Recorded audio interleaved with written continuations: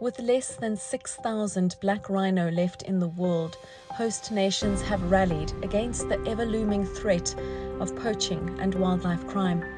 The government of Namibia has over the past 3 decades been actively involved in the protection of this species, especially so since an uptake in poaching in 2014. Apart from successful law enforcement, intelligence work, collaboration with NGOs and other states, Namibia's world-renowned community-based natural resource management program, where communities take an active role in conservation, has been one of the greatest sources of success. In the northwestern Kunene and Erongo regions of Namibia, you will find the world's last free-roaming black rhinos. They survive here, despite the bounty on their heads, a bounty that most community members could never hope to see in a lifetime. But the majority of Namibians are aware of the value of wildlife. Namibia has the largest population of black rhinos outside national parks. And this population is in the northwestern part of the country. Namibia is home to some of the world's most spectacular wildlife. And Namibia as a country is so very committed to protecting it, but they can't do it alone. We need to give back to our country, and we need to put the bad guys away. No one party or institution can win this battle against poaching. Namibia's approach to conservation shows extraordinary trust in its people. The Ministry of Environment, Forestry and Tourism is the backbone of this fight, coordinating efforts of government, communities, support organizations and the private sector. Black rhino, you know that it's one of the species, rare species in the world.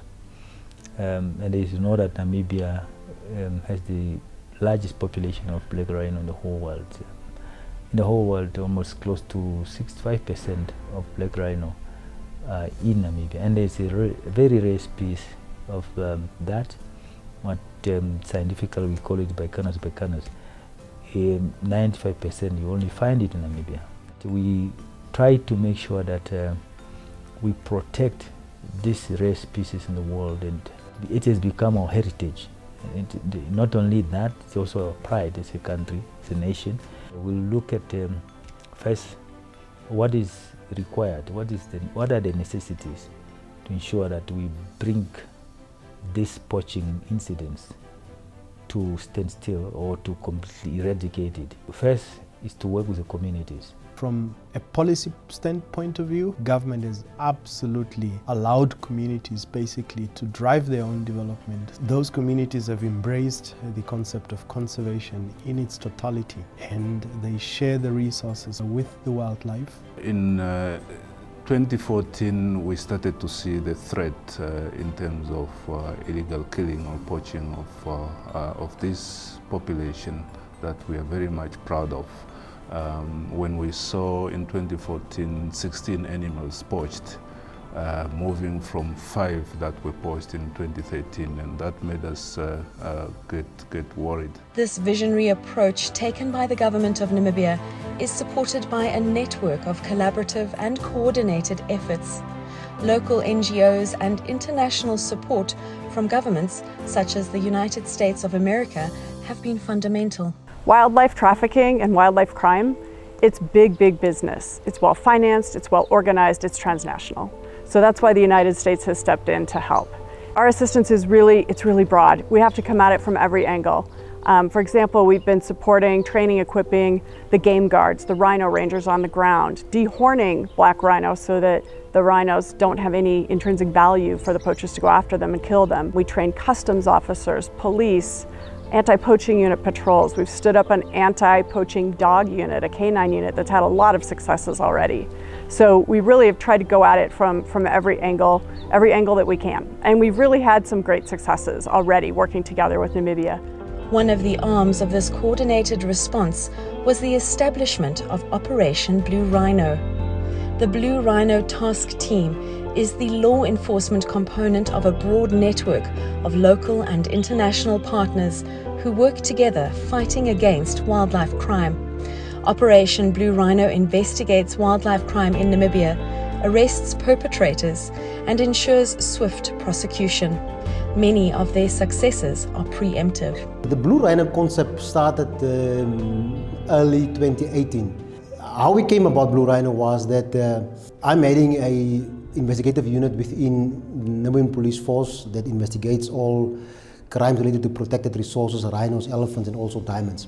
The Ministry of Environment and Tourism, who is the custodian of the legislation, they also had the investigative unit. And we somehow worked against each other. Same objectives, but we were not really working in one direction. And we realized we've got the same objective, the same goals. Why can't we put our resources together?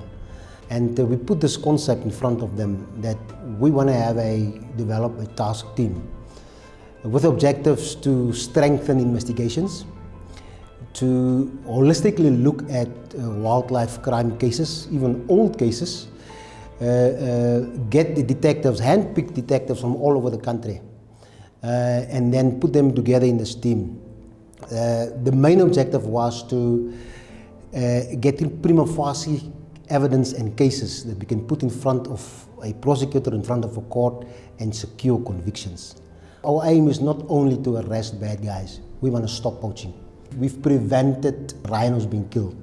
I say we also become conservators, not only law enforcement agents. The preventative measure of Blue Rhino is what we call the preemptive arrests. The advantage we had is detectives that we sourced from different regions and from different investigative units. Some of them are from the criminal investigation divisions in the regions, some of them from the serious crime divisions, others from the protected resources divisions within the regions. And they've had a broad base of informants or sources, confidential informants. And we brought them into this wildlife environmental crime task team. And they supplied us with those type of information that we were able to curb poaching even before it happens. The multiple arrests, many of which are preemptive and crime preventative, are evidence of the value of supportive government and law enforcement personnel in the fight against wildlife crime. Without this critical component, the extensive work to protect the iconic black rhino of northwestern Namibia would be in vain. Wildlife crime now in Namibia has gone down. Poaching has gone down. It's under control now. Although there are some still poaching here and there, but the good thing is that most cases, before poaching incident takes place, we arrest those people. Those who still poach, almost 90% we have arrested them. The value of these animals are there, yes, for the economy of this country, but they're also there for the day-to-day livelihoods of the communities that live with these animals, and it's therefore everyone's responsibility. Wildlife crime is really impacting on the ability of communities to be able to profitably run their businesses. It's their wildlife, and so it's an intriguing love story.